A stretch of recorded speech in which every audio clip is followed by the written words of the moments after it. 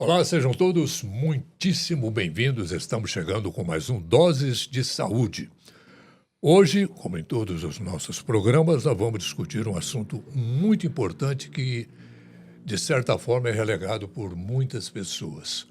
Por que, em pleno século XXI, vimos tanta gente sofrendo com hérnias por anos e anos? Hérnias. Por que nós temos esse problema que não é um bicho de sete cabeças assim, como vocês verão a partir de agora, na conversa que teremos com o Dr. Marcelo André Domingues, cirurgião geral, especialista também nessa área de hérnias. Dr. Marcelo, é um prazer muito grande tê-lo aqui em nosso Dose de Saúde de hoje. Seja muito bem-vindo. Para mim que é um privilégio, né? Em off a gente já estava conversando em relação a isso. É um momento especial na minha vida de poder estar hoje, primeiro diante de você e dos seus ouvintes, mas também para falar de um assunto tão importante quanto é a doença herniária. Doença que a gente vem estudando há um bom tempo e representa um problema ainda de saúde pública que, né, e com tantas pessoas ainda que têm dificuldade de acesso ao tratamento. Então, acho que falar sobre esse assunto é uma oportunidade para mim e acho que também para os seus ouvintes, com toda certeza, Claro. vai ser interessante. Antes de começar, se inscreva em nosso canal e, se você curte os nossos podcasts, aproveite para nos apoiar. A partir de R$ 4,99 por mês, você tem acesso a conteúdos extras exclusivos, imagens de bastidores e muito mais. Agora sim, vamos para mais uma dose de informação, cuidado e inspiração.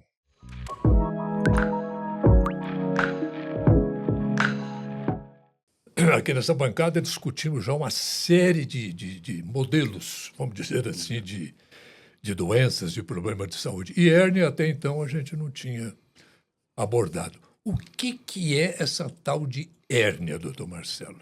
Primeiro, a gente tem que entender, Orley, que hérnia é um termo um pouco genérico, né? Claro que a gente depois subdivide em diferentes tipos de hérnia, e hérnia, do ponto de vista conceitual, é a passagem de um conteúdo de um espaço para o outro onde ele não deveria ocupar aquele espaço. É um intruso. É um intruso, né? A bem verdade, ela é um defeito que leva um componente do próprio organismo que está num espaço onde ele é bem aceito, onde ele está bem acomodado, e vai passar para um espaço onde não é bem acomodado e, consequentemente, pode sofrer uma série de situações, né? Como a gente chama de complicações, como encarceramento e como estrangulamento. E a gente vê isso, né, quer dizer, do ponto de vista conceitual, porque muita gente vai falar Estrangulamento e encarceramento de outro órgão. dos órgãos que entraram por aquele defeito, ocuparam um espaço que não deveria ocupar e às vezes tem dificuldade de voltar. E nesse espaço ocupado ali, ele não tem a mesma acomodação que tem no espaço original. Consequentemente, ele pode torcer, ele pode ficar preso, por isso que a gente chama de encarceramento, né? Ele vai empurrando, né? Então, e cada vez mais, a partir do momento que você é gerado um defeito, é gerado uma fraqueza, isso é irreversível. Então, o que vai acontecer ao longo do tempo é cada vez mais aumentar o calibre, o diâmetro daquele defeito e, consequentemente, mais conteúdo vai sair para fora do espaço original e mais risco vai ter. Eu estou falando isso porque muita gente vai perguntar: você é especialista em hérnia de disco, por exemplo? Né? Eu trabalho com hérnia da parede abdominal. Mas hérnia de disco também é uma hérnia, porque o disco intervertebral, que sustenta o espaço entre as vértebras, sai daquele espaço, né? Porque ele degenera, ele enfraquece com o passar do tempo, aquele disco assim, é herniado, quer dizer, ele é extruso daquele espaço e vai comprimir a raiz do nervo, que está saindo ali, normalmente o nervo ciático, né? E tem muitos, e os profissionais da ortopedia e da neurocirurgia tratam isso. E o termo é hérnia, porque foi um conteúdo que saiu desse espaço. E hérnia de hiato esofágico, por exemplo, né? Que é a hérnia do estômago que desliza ou pode entrar para dentro do tórax. O estômago normalmente está dentro do abdômen, pode ir para dentro do tórax. E tem as hérnias da parede abdominal, que é o que eu estudo, né? E tenho a oportunidade de trabalhar há mais de 15 anos, exclusivamente, né, de uma doença que é relacionada a pontos de fraqueza que nós nascemos com eles em potencial, em algum momento eles podem enfraquecer de uma forma substancial e provocar uma formação herniária. Essa hérnia ela é formada que tipo de tecido que Primeiramente, a dentro gente dela? tem que entender o seguinte: o conteúdo abdominal, ele normalmente é o seguinte, ele começa desde o saco peritoneal e depois tudo que está dentro do saco peritoneal, como vísceras, sobretudo os intestinos, e uma gordura que é originária do mesentério ventral, chamado omento, né, que, de certa forma, também é como se fosse uma gordura que qualquer processo inflamatório que pode acontecer no organismo, ele direciona para ali. Se ele encontra um buraco também, ele acaba entrando ali dentro como se fosse uma forma de bloquear alguma coisa. Que coisa. Né? E, consequentemente, né, aquele conteúdo, inicialmente, vai ser... Primeira coisa que vai sair pelo defeito herniário, pela área de fraqueza ou por um buraco mesmo, vai ser o peritônio. E o peritônio, com o passar do tempo, vai forrar aquele local. E, consequentemente, aquele conteúdo lá de dentro vai começar a entrar com frequência naquele local. É comum o surgimento dessas hérnias, doutor? É extremamente comum a gente analisar, principalmente para a população masculina, né? Porque as mulheres elas têm uma particularidade que elas não... A gônada feminina, que é o ovário, ele não desce.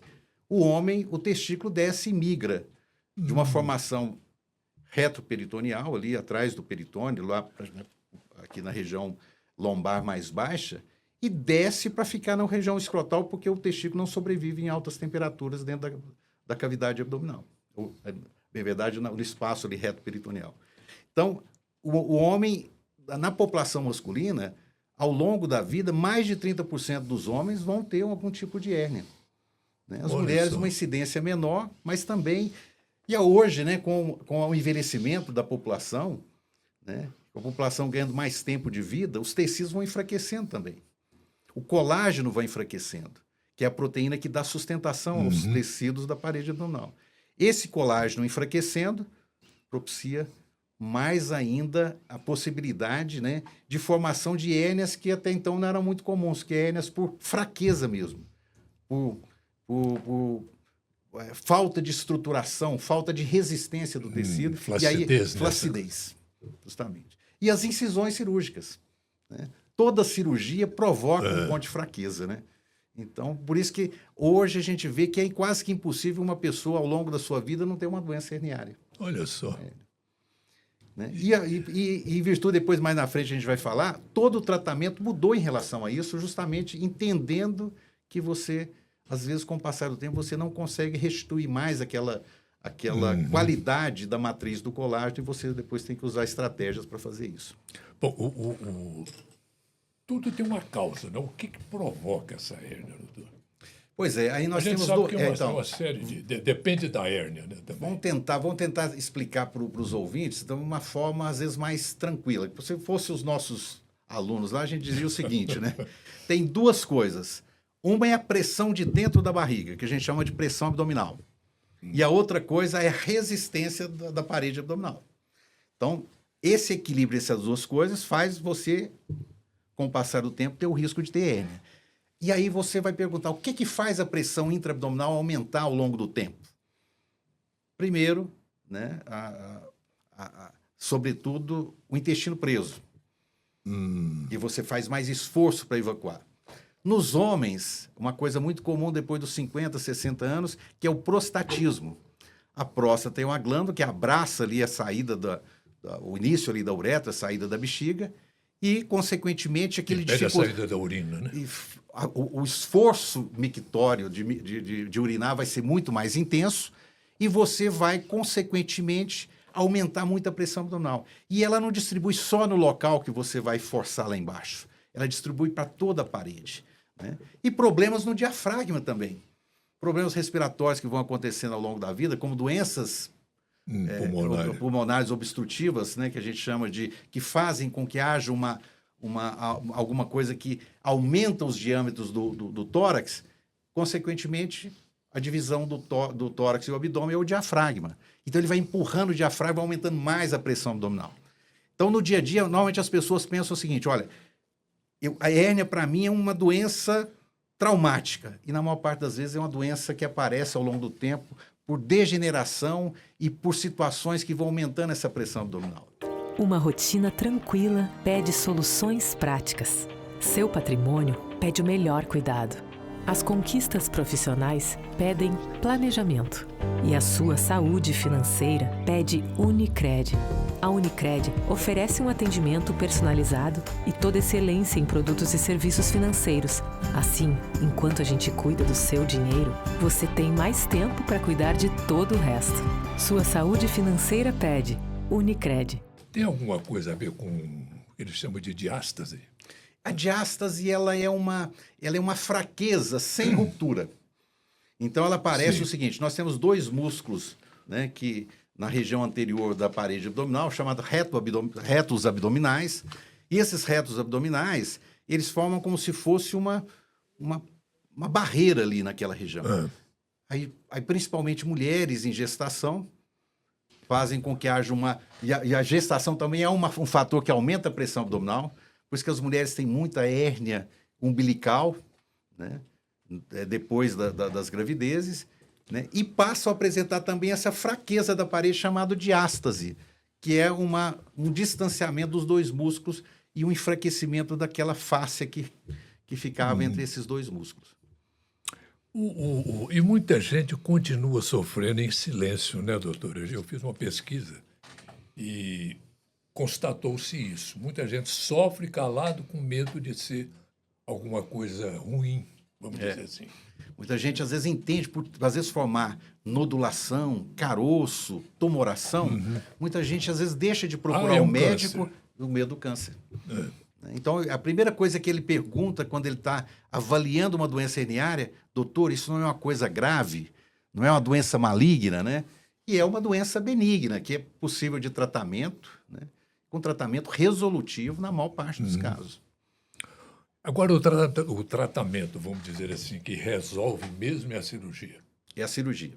E aí eu estava falando justamente por isso, né? Se a matriz do colágeno, que dá sustentação aos tecidos, ela vai sendo substituída por um colágeno cada vez mais, à medida que a gente vai envelhecendo, por um colágeno que tem uma estruturação menos resistente, não adianta você pegar aquele tecido com pontos e simplesmente aproximar. Então, além de ser cirúrgico, você precisa implantar alguma coisa que dê mais resistência do que o tecido que a pessoa tem. Por isso que vem o quê? As próteses, né? As telas. As telas. As telas revolucionaram o tratamento das hérnias. Que coisa, né? Posso te dar um momento histórico, né? Por Quer favor, dizer, eu pelo menos, na minha formação cirúrgica, eu convivi a vida toda com os reforços tradicionais, que são oriundos desde o século XIX, né? Através de uma técnica de um italiano chamado Eduardo Bassini. E essa técnica de Bassini foi a que a gente aprendia e reproduziu ela por muitos e muitos anos, né? Aí, alguns estudos, algumas publicações vieram a respeito de material à base do mesmo material que são os fios, e formando malhas, né? Que depois vulgarmente as pessoas chamam de telas, né? Que poderiam ser implantadas. O organismo, ele, com o passar dos dias, o colágeno que ele produz cobriria aquela malha e daria um reforço que seria definitivo. Então, isso vem de quê? Assim, da década de 60, 70 e no nosso meio, do começo desse milênio agora. Praticamente no século XXI. Se você analisar, e a maior parte dos ouvintes podem dar esse testemunho, a maior parte das pessoas que operaram até, né, 2000, por exemplo, eram pessoas que só faziam um reforço. Pegavam um tecido que já tinha pouca resistência e juntavam num tecido, num outro ponto ali, fechando um buraco, mas a maior parte das pessoas voltavam a ter doença herniária depois. A gente chama de recidiva, né? Voltava a ter recidiva. E esse material que é usado nessa tela hoje, que material? Material plástico. Plástico. Mesmo material que a gente usa de profios, as pessoas perguntam: e aí, mas se ele é um material plástico, ele pode ser implantado no organismo? Ele é um material que a gente chama não próprio, né? Como qualquer né? Qualquer coisa que você implanta no seu organismo, que não é do próprio do seu organismo, o organismo pode reagir contra ele. Por que as pessoas acabam aceitando ele? É justamente porque ele é muito bem organizado numa malha, onde o colágeno cobre, o sistema imunológico depois identifica só o colágeno, não identifica mais ele. Isso acontece com a sutura também. Quando você fecha com fio, ele fica ali trançado, né, no corpo da pessoa. Vem também um tecido de cicatrização, envolve ele e a pessoa não tem problema. São raras as situações que podem ter rejeição de fio, né? E elas aparecem até mais frequentes do que com as telas. As telas, por serem mais organizadas e planas, elas dão menos risco de rejeição, entre aspas, né? Bem verdade, seria uma reação imunológica de defesa tentando jogar aquele corpo estranho para fora. Entendi. Bom, quais sinais indicam urgência? Na pesquisa que eu fiz, está aqui: dor súbita e intensa, endurecimento da região, náuseas e vômitos, ausência de possibilidade de reduzir a hérnia para dentro da cavidade abdominal. Então, vem naquilo que a gente falou.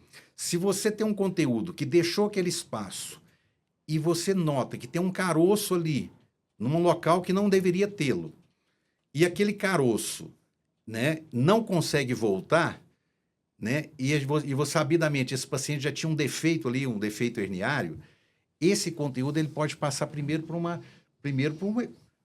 Se é o intestino, por exemplo, ele começa inicialmente a ficar obstruído, porque ele não tem a mesma facilidade, né, de mobilidade que tem dentro da cavidade abdominal. Ali não, ele está num local estreitado.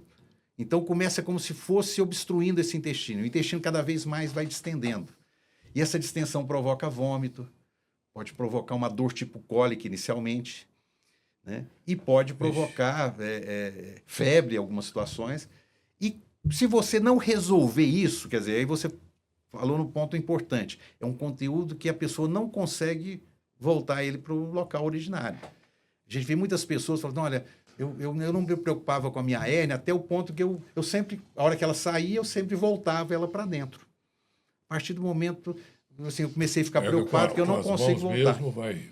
Né? E aí a pessoa às vezes consegue reduzir espontaneamente ela. Mas se você não consegue fazer isso, né, você tem que procurar o serviço de saúde de uma forma urgente. Porque em menos de 6 horas, aquele conteúdo antes obstruído começa a gangrenar. E aí começa a dar aquela dor intensa, vermelhidão na região e pode romper o intestino. E aí isso é um problema dramático. Né? Aí já vira outra coisa, né? Já vira outra coisa. Bom, por que as hérnias ocorrem? Somos nós que envelhecemos mal ou nossa rotina moderna está esgarçando a musculatura do corpo? O senhor já deu uma pincelada nisso. Deu uma pincelada. Aí tem um fator, talvez seja importante, por que algumas pessoas têm mais predisposição à hérnia e outros não? Existe a genética também. Né? A genética da matriz do colágeno. O colágeno é uma matriz com várias proteínas, né?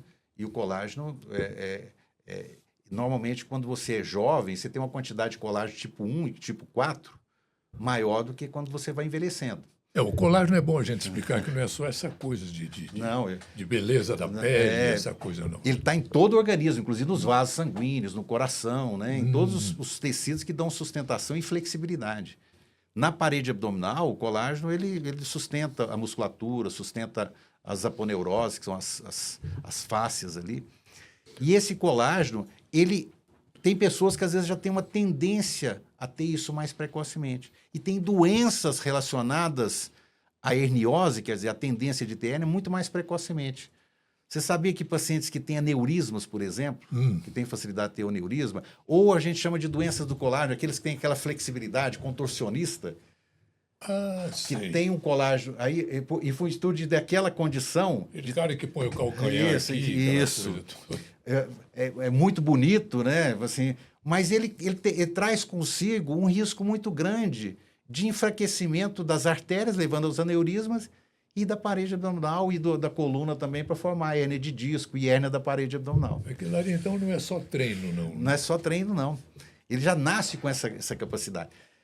E ao longo do tempo, né, algumas pessoas envelhecem. Aí você falou assim, será que a gente está, né, assim, envelhecendo pior?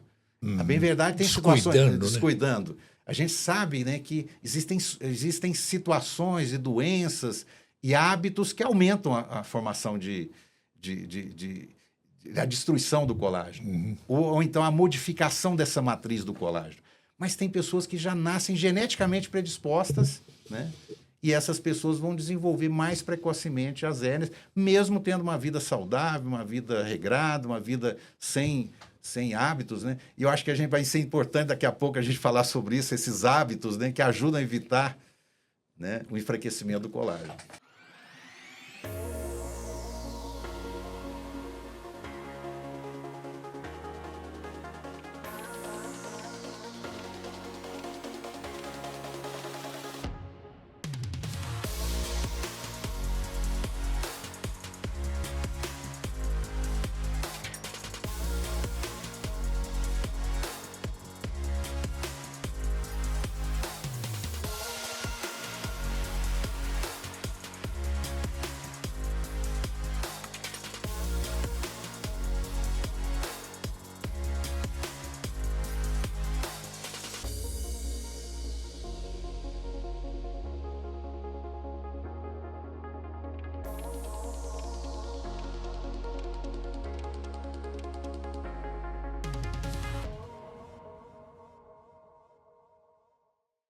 O atleta, por exemplo, aquele que pratica musculação, todo tipo de esporte que enrijece a musculatura, aquela coisa toda.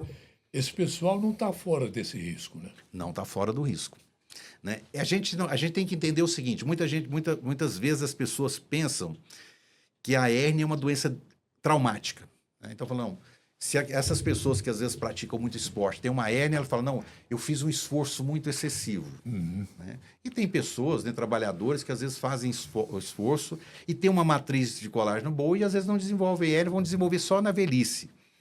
E tem, é claro, que as pessoas que têm às vezes uma tendência de não ter a mesma resistência do colágeno e às vezes faz uma atividade física intensa, né, que pode consequentemente desencadear numa pessoa predisposta a formação de uma hérnia mais precoce. Então, a gente opera muitas hérnias em pacientes atletas e jovens, né? Olha só. Jovens e eles sabem da importância de depois fazer um procedimento, né, já de boa qualidade, para que ele não possa ter risco, para que ele possa voltar a treinar, voltar a fazer a atividade física dele, voltar a treinar em alta performance, para que ele possa suportar aquela carga, né? A gente vê em academia alguns atletas, né, atleta amador, aquele pessoal que está ali, usa Aquela proteção. Cintos, aquelas coisas, tudo aquilo ali ajuda, né? Ajuda principalmente para a coluna também, para a parede abdominal.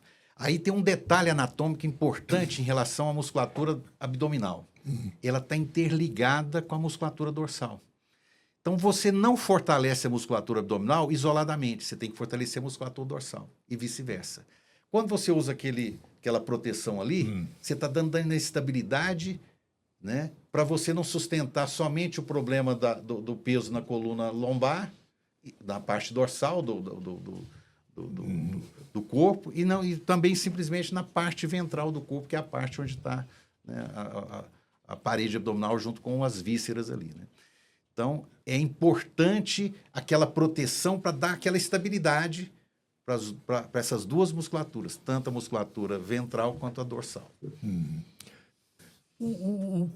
Qual o sinal que o corpo dá, doutor Marcelo, para a pessoa falar, opa, apareceu uma hérnia aqui? As pessoas, a maior parte das queixas, né, que levam as pessoas a procurarem em relação à doença herniária é o aparecimento de um caroço, entre aspas, de alguma coisa, de uma tumefação, onde ela não vinha antes. E essa tumefação normalmente começa no início, não com uma dor muito intensa, mas uma sensação como se fosse a gente chama de dor visceral. Aquela dor como se você estivesse tendo uma contração do intestino, quando você está tendo uma cólica intestinal, né? As mulheres têm a cólica menstrual também, que é uma cólica, que é uma dor parecida, né? Não é tão intensa como uma cólica biliar ou uma cólica renal, mas uma dor mais leve. E olha que ela faz um esforço, ela nota uma elevação, um caroço, seja nos locais mais frequentes de formação de hérnia na parede abdominal, na virilha, na região umbilical, né? Na junção dos músculos retos com os músculos laterais, que a gente chama de linha de Spiegel. Acima da bacia, né? Isso, um pouquinho acima, e nessa direção dessa transição dos músculos laterais com os músculos abdominais. Ali está uma transição de músculo, que pode formar a hérnia ali também.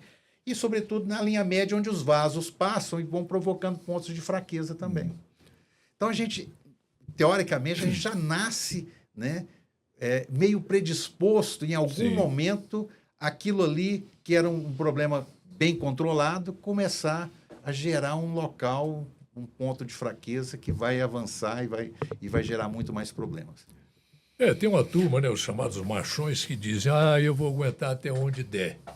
Vai que essa porcaria regride. Ela não regride. Não regride. A hérnia, ela não tem volta, né? Ela pode até você usar uma órtese, né?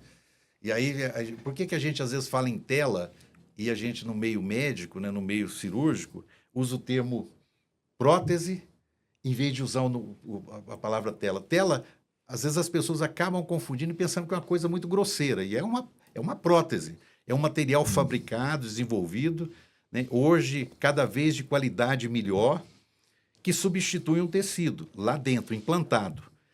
Mas essas pessoas, eles perfeitamente adaptável. Não tem rejeição no caso. Mas tem muita pessoa que às vezes ele consegue colocar uma cinta ou uma funda. A funda é uma cinta especial para a hérnia da virilha, que ele comprime diretamente ali. E ele sente que às vezes com isso a qualidade de vida dele está boa, que ele está conseguindo realizar atividades, e ele vai postergando, né? Cada vez o tratamento cirúrgico, de procurar um cirurgião. E quando, às vezes, ele vai procurar, é uma situação de urgência. Porque isso, um dia, com toda certeza, vai acontecer. A chance no início, quando os defeitos ainda são pequenos, é menor.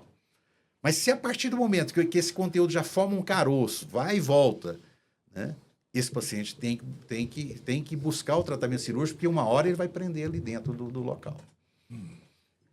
Esse tipo de problema, doutor Marcelo, costuma surgir mais na terceira idade ou não tem idade para aparecer? E aí a gente tem que entender o seguinte: alguns tipos de hérnia podem manifestar até congenitamente, quer dizer, a pessoa já nasceu com ela. Aí, certamente, né, já nasce com ela? Nasce. Tem crianças que nascem com hérnia. Que coisa, né? Com defeitos herniários, sobretudo em virtude daquele peritônio, né, que aquele saco peritoneal, na migração do testículo, ele é arrastado até a região da bolsa escrotal. E depois é como se ele colabasse ali. Em algum momento, no próprio período de formação dentro do útero, ou às vezes nos primeiros anos de vida, aquilo pode canalizar. Por isso que criança também tem hérnia, e essa hérnia é como se fosse um defeito que ele já nasceu com ele. E tem, assim, e em função disso, né, muitos jovens também podem manifestar também herniação, né, sem ser uma pessoa já idosa, na terceira idade. As hérnias da terceira idade, elas já estão ligadas à questão da matriz do colágeno. Aí já é para o enfraquecimento. Aí são situações que vão acontecendo ao longo da vida. Vamos tomar um café. Vamos. Para adoçar o nosso papo. Obrigado. Aliás, não é qualquer café. É café Cajubá. Tá excelente, muito bom. E eu sempre falo aqui que se na sua cidade não tem o café Cajubá, lá na venda, lá no mercado, onde você costuma fazer suas compras, se lá não tem, você pega seu celular, que certamente você deve ter seu celular, ou então o computador, entra no Mix do Cajubá, cafécajubá.com.br, faz o seu pedido que logo, logo chega aí. Né? E faz bem para a saúde, né, doutor? Faz muito bem. O café é a bebida do Brasil e Cajubá é a melhor opção. Quem mora fora de Uberlândia e região pode receber os produtos Cajubá em sua casa através da loja online que entrega em todo o Brasil. Acesse em www.cafecajubá.com.br e confira todo o mix de produtos e as opções de frete ideais para você. Café é a bebida do Brasil. Cajubá é a melhor opção. A toda hora, em qualquer lugar, café tem que ser Cajubá. Já tem estudos mostrando que o café, assim, de uma forma moderada, né, tem benefícios para a atividade cerebral, né, para a pessoa ter para raciocínio. Olha Né? só. Mas assim, as pessoas têm uma facilidade de memorizar melhor, né? Então, um cafezinho é sempre muito bem-vindo. Ainda mais um café Cajubá. Oh, eu sou movido a café também. Bom, doutor, a cirurgia para esse tipo de incômodo, vamos dizer assim, evoluiu muito, né? Evoluiu muito.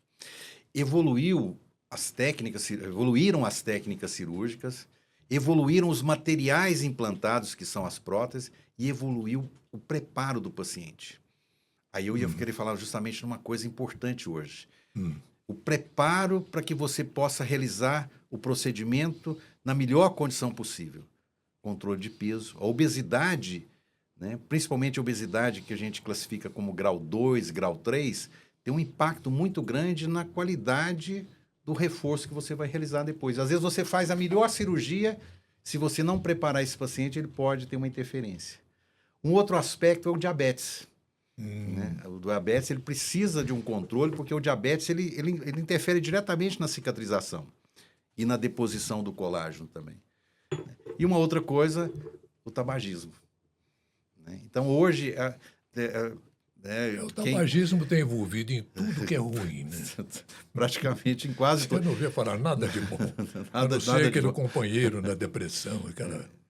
Então, e por muito tempo, né? Agora, depois de tantos problemas que foram detectados em função do tabagismo, hoje já é compreensível que em todos os ramos da medicina, primeira coisa que pergunta é se a pessoa fuma e vamos ter um planejamento né, de cessar o tabagismo para que você possa realizar o melhor tratamento possível, né?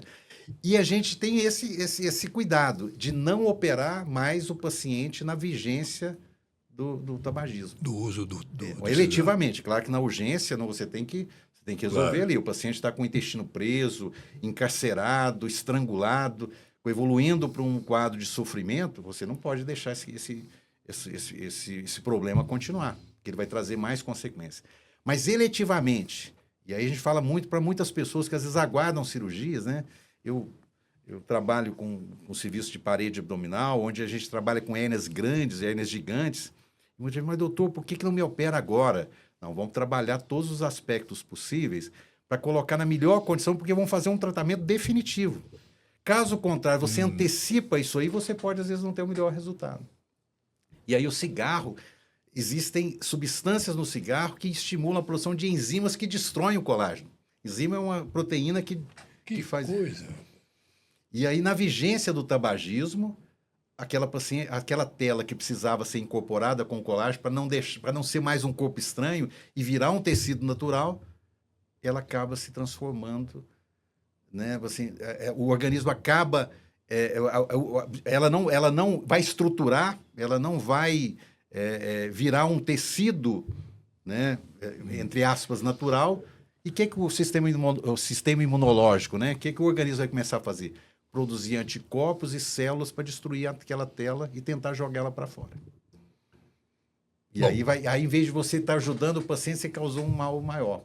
Então, por isso que a gente pede muita paciência de muitos pacientes que, às vezes, né, teve a sua cirurgia, às vezes, postergada um tempo maior, justamente porque isso tem uma interferência e a gente não pode fazer com que o paciente possa ter um risco maior do que ele poderia ter se, de repente, ele conseguisse controlar aquele problema. Tem aquela história também do paciente querer enganar o cirurgião, né? O médico, no caso, né? Não, doutor, o que é isso? Já no fumo tem 1 ano e o cara está lá só que pita. Né? Tem disso também. Tem disso. A gente aprende com o tempo também a identificar isso, né? E por isso que é muito importante também a parceria da família entender isso também. Porque a própria família, eu já vi muitos pacientes falando, não, doutor, não estou fumando, não. Aí a gente explica para o paciente, explica para os familiares que estão acompanhando, e aí ele fala, doutor, eu acho que ele não está falando bem a verdade. Eu acho que a coisa... Né? E aí a gente acaba trabalhando isso, né? E hoje tem serviços, né, de antitabagismo muito bons, dentro da rede pública, inclusive, aqui em Uberlândia, em Araguari também tem, né? E também na rede privada de pessoas, né, de pneumologistas que trabalham muito essa questão. Isso ajuda a criar uma condição de não tabagismo, de o paciente não ter não ser fumante naquele momento, né, e ter um resultado melhor na cirurgia. O pós-operatório, como é que é, doutor? É tranquilo? Pois é, para as hérnias chamadas primárias, aquelas hérnias que não foram reoperadas, não estão passando por uma reoperação, quer dizer, ou que não sejam hérnias incisionais, onde já tem uma incisão, hoje o pós-operatório é muito tranquilo, né? E hoje a gente tem serviços de laparoscopia no Hospital Municipal, né? E na Santa Casa em Araguari, né? No serviço público. No serviço geral, público em geral. É aqui dentro do medicina. do hospital de clínicas. Com esse, assim, o paciente opera, às vezes até no mesmo dia ele consegue ir para casa. Né? Agora, as hérnias mais complexas, aí você precisa ter uma equipe multidisciplinar, porque às vezes você precisa de fisioterapia, você precisa de um acompanhamento nutricional, né, para que você possa ter o melhor resultado possível.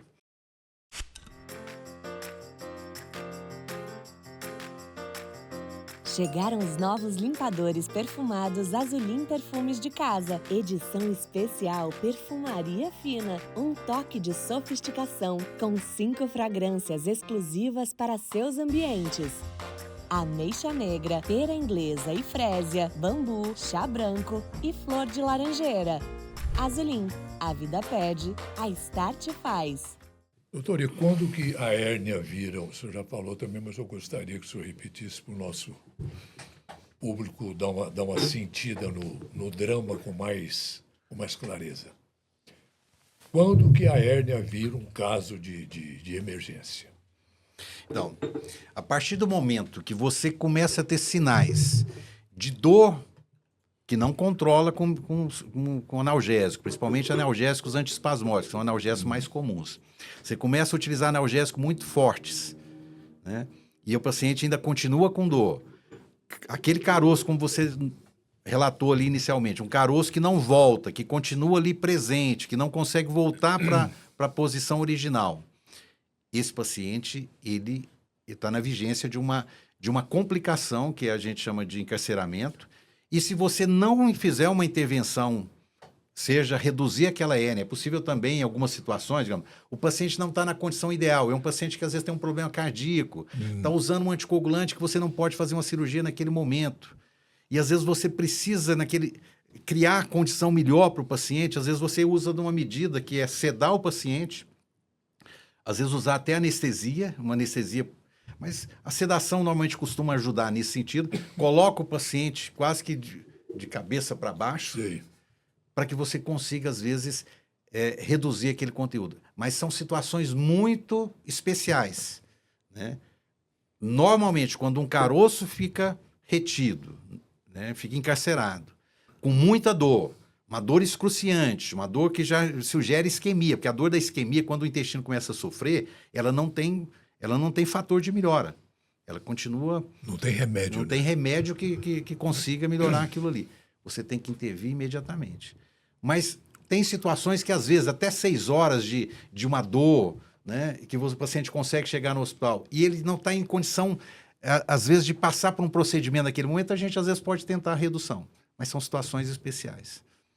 Caso contrário, a maior parte das vezes chegou no hospital, né, e ele está encarcerado e já com suspeita que pode estar com isquemia do intestino, quer dizer, com sofrimento vascular do intestino, você tem que intervir, porque senão aquilo vai trazer uma tragédia depois. A participação da família nesses casos todos é muito importante, né, doutor? Muito importante. A família tem que ser parceira do paciente e parceira do médico, porque assim, a finalidade maior a família, é o de certa paciente. Forma, faz parte da equipe multidisciplinar. Porque ela que acompanha no dia a dia, ela que é a cuidadora na maior parte do tempo, né? Ela que vai receber a orientação e poder executar, né? Poder fazer aquela ação que vai ajudar na recuperação do paciente, né? Então, primeira coisa é sempre que tiver um paciente, principalmente os pacientes mais idosos, que tiverem uma doença herniária e for procurar um serviço de saúde, procurar sempre uma pessoa que tenha um papel fundamental no cuidado daquela pessoa. Vou pegar informação, né? Que seja um familiar que tenha, às vezes, uma relação afetiva, mas, além de tudo, que também faça parte da gestão do cuidado daquela pessoa. Porque aí essa pessoa vai com toda certeza, através das informações que vão serem repassadas, ter condição de ajudar muito no tratamento da pessoa. Muito bom. O que mais, doutor, que nós podemos falar sobre esse assunto? Pois é, então, eu gostaria de enfatizar que hoje, né, talvez, a gente estava falando da questão, Uberlândia, hoje com a chegada da robótica, nós já temos alguns colegas fazendo robótica, né? Nós temos a laparoscopia e temos a cirurgia aberta, que é a cirurgia tradicional, e tem espaço de tratamento para as 3 formas de tratamento. Tem cirurgia que não tem jeito de você querer achar que, porque tem uma tecnologia recente, vai fazer a diferença para esse paciente. Né? E tem situações que, às vezes, a robótica vai ajudar muito. Né? A laparoscopia hoje, para as hérnias primárias, tem uma indicação fantástica pelo tempo de recuperação. Então, a pessoa que tem uma hérnia na virilha, né, tem uma recuperação muito rápida. E hoje, Uberlândia tem profissionais que, para resolver todas essas situações... Uberlândia é muito bem servida. Muito bem servida. Hoje, eu vou até dizer uma coisa... Em relação à doença herniária, por mais complexa que ela seja, porque tem hérnias muito complexas a ponto de o conteúdo que saiu para fora não conseguir voltar para dentro da cavidade. E você precisa construir um espaço novamente, injetando ar dentro da barriga do paciente, às vezes usando toxina botulínica, né? Fazendo fisioterapia, criando uma condição para que você possa fazer uma cirurgia, né? E conseguir fazer com que aquele conteúdo permaneça dentro da cavidade e você consiga fechar a parede abdominal e não sobrecarregar o diafragma, que a pessoa possa respirar depois. E tudo isso, em Uberlândia já é possível fazer isso. Nós temos colegas em todos os hospitais privados, em todo o serviço público, né? Que legal. Então, que conseguem... Então, se as pessoas, às vezes, têm uma cirurgia programada em qualquer um desses serviços públicos, aí, não tenha receio. O Uberlândia tem capacidade e tem profissionais que conseguem resolver isso aí. Para que sofrer? Para que... O sofrimento, né? A pessoa já está no sofrimento. E se, de repente, ele não abraçar isso, o sofrimento vai ser maior ainda. Né? Porque ele vai ter que lidar com uma complicação. Nós temos pacientes, às vezes, que passam da hora e tem infecções, e às vezes a barriga pode ficar aberta, porque você não consegue depois fechar naquele momento que você está operando na situação de urgência. Então, a cirurgia também é uma prevenção, né? Como você está dizendo. Mas né? E a pessoa tem que entender que, se não cuidar a tempo, a coisa pode evoluir para até óbito, né? Até o óbito. Não, e tem muita gente que ainda morre da doença herniária. E a gente sabe, né? Eu trabalho, às vezes, com hérnias mais complexas, e, infelizmente, a gente trabalha com isso de complicações em torno de 10%, porque são hérnias complexas. Né? E, mesmo assim, né, a gente consegue evitar, né, que esse paciente possa, em algum momento, se você não tiver aquela intervenção ali, de ter 40%, 50%, 60% de índice de complicação. Vai depender do momento que você aborda ou não. Então, a gente prepara tudo para ter um índice de complicações menor possível. Mas a gente tem que entender que é uma doença que tem sua complexidade, né? Mas que, a partir do momento que você consegue resolver, a pessoa tem qualidade de vida. Transforma a vida da pessoa. Quantas e quantas pessoas aí têm, né, situações que... Eu conheço alguns que passaram por cirurgia e hoje estão aí lépidos e garbosos. Tudo. A recidiva é comum, doutor? A recidiva, ela pode aparecer, né, as estatísticas mudam. E as nossas estatísticas aqui na UFO, em Uberlândia, Araguari, que a gente conhece o pessoal, tem relato também do pessoal que trabalha no Hospital Municipal, não tem muita diferença em relação às complicações fora, né, seja no Brasil, nos melhores serviços, e também nos serviços de referência da Europa e nos Estados Unidos. Mas, digamos, uma hérnia, por exemplo, tratada por laparoscopia, a gente calcula recidiva em torno de 1% a 3%. Né? Parece grande, mas dentro da realidade de tratamento cirúrgico, está excelente. essa cirurgia que realizava, que eu aprendi a realizar, que um reparo só de aproximar o tecido, dava 40%, 50% de recidiva. Então, por isso que a gente opera muita gente que operava antes da década de 90, do ano 2000, muita gente que operou sem a colocação de prótese, de tela, e que vem, doutor, eu fui fazer cirurgia, mas não coloquei a telinha, né? Ele usa até esse termo, não coloquei a telinha. Será que agora eu colocar, né? Assim, a chance depois que ele vai ter de ter uma recidiva é muito pequena. Mas a gente nunca diz que é 100%, porque não existe 100% em medicina e principalmente cirurgia, né? Doutor Marcelo André Domingues, que prazer tê-lo aqui. Eu falei isso no início lá, né? Para mim é um momento que eu resgato, né?